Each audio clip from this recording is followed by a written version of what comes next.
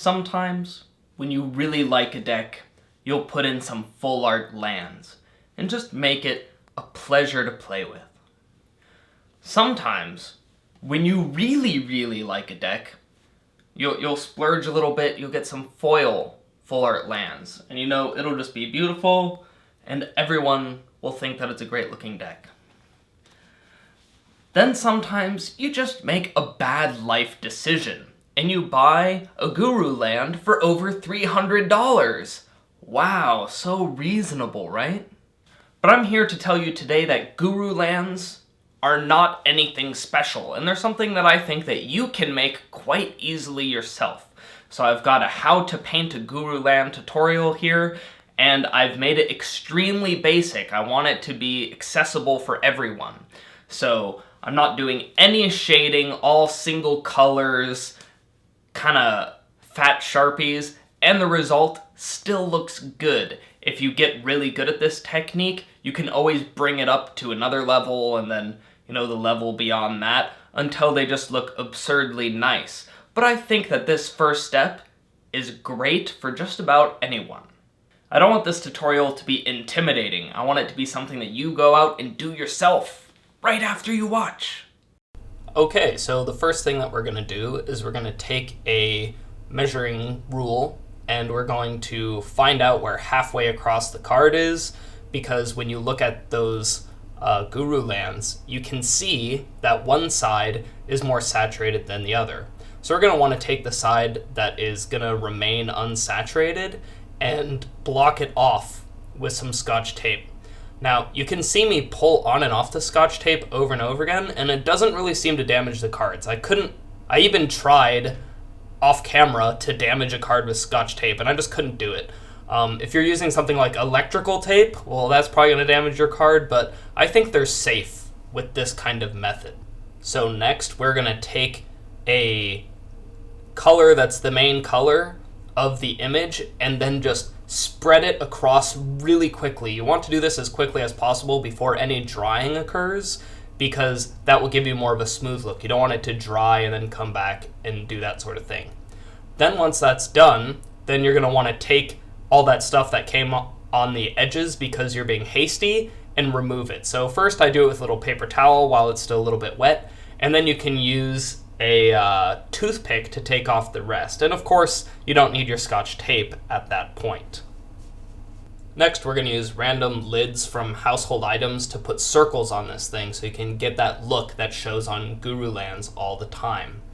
And you'll notice that for this second circle, I want to use this lid, but I want to be able to see where the previous circle is. So I cut off the top of the lid. Now, when I'm cutting, always keep your fingers away from underneath the blade. So even if it slipped at any point here, you can tell that it would never hit my fingers. There's always nothing below the blade. Also, I want to point out that when you're doing that one side color to give that guru look, where one side is way more saturated with color than another, that if you want it to be less strong, then you just add more water to whatever the paint was that you were using. So now we get this second circle, and the two concentric circle start is basically how you're always going to start your gurus, because this kind of shows the path of the sun or the eclipse or whatever is really happening in these guru lands. Now you'll notice that whenever I draw a circle in this, I'm just hand drawing the circle, which a lot of people might find to be a challenge unless your name is SpongeBob. And so you can always just grab like the end of a pencil or some other really small circular object and then just get really accurate circles every time. Alright, so at this point we're just putting crazy geometric radial designs all over the place. You can get inspired for this by looking at the original guru lands. You could look at some blueprints. You could look at some old astronomical charts and figures. Really use anything you like to get inspired and have fun with it. Just do whatever looks mathematical and sciencey. So one thing that I should mention before we move on is that not all lands are suited to this. So for example, if you look at John Avon's Island from Unhinged, there's no horizon line here. So you can't really show the movement of, the stars or whatever you're trying to show because it's an aerial view down. Whereas, for example, this M11 Island by Eric Peterson is a perfect example of what you could use because you have that horizon that can be the endpoints for your diagram. Now, I know that many of you enjoy having the possibility of winning these altered arts, so I've often given them away on my channel, and we're going to do that again today. The giveaway will be over on March the 31st, 2016, so mark your calendars or whatever. But where you're going to enter is on Twitter, so I'm going to have a tweet, and it'll say, here's the video and all that jazz, retweet to win. And then you retweet it, follow me on Twitter, and you're entered to win. Twitter is also, by the way, a great place to chat with me. I often do polls and stuff that change what I do in future videos, so it's a great way to get more engaged and hang out. Now we start the part of this altar that I think is the most intimidating to the average person, and that is having to paint it. When you pick up those artist tools, some people are like, oh man, this is just for, Da Vinci or whatever, and I'm not Da Vinci, so I can't do this. And I have to say, you can do this. This is definitely something you can do. Now, in this particular video, I intentionally am not doing any shading, no fancy anything with the painting. Everything is being applied as a single color, and it's just like fill in the circles, fill in the squares, that kind of thing. And I think that if you're really uncomfortable with painting in general, then this could be a great way to build up that confidence and, at the same time, make your own guru lands, which look really sweet. Now, this is just me painting in some circles and whatever, so instead of boring you talking about that, I'm just going to play some sweet elevator music.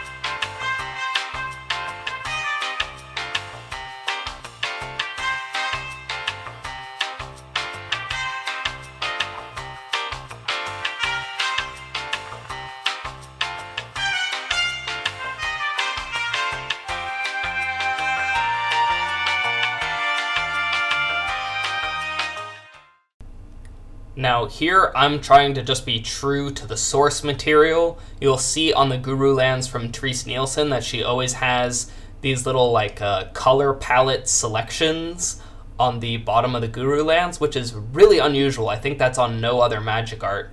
And so I'm just trying to pay homage to that original concept.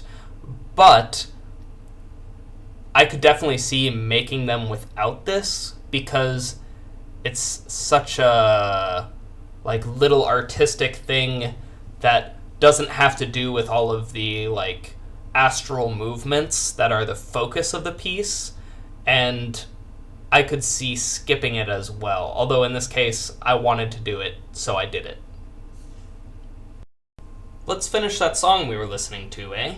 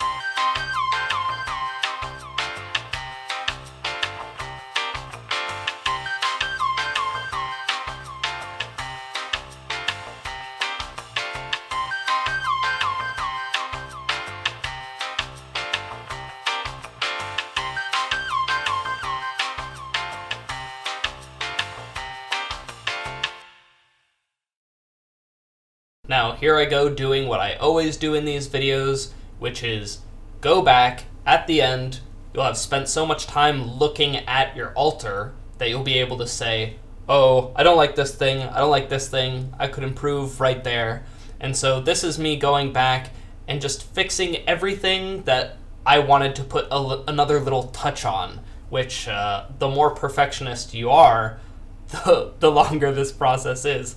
But it's always a good way to finish things off when you're doing an altar, because then you can say to yourself, I did it as well as I possibly could. I hope that you folk enjoyed the video today. If you did, of course, you can hit that subscribe button. And as always, I'll see you next video.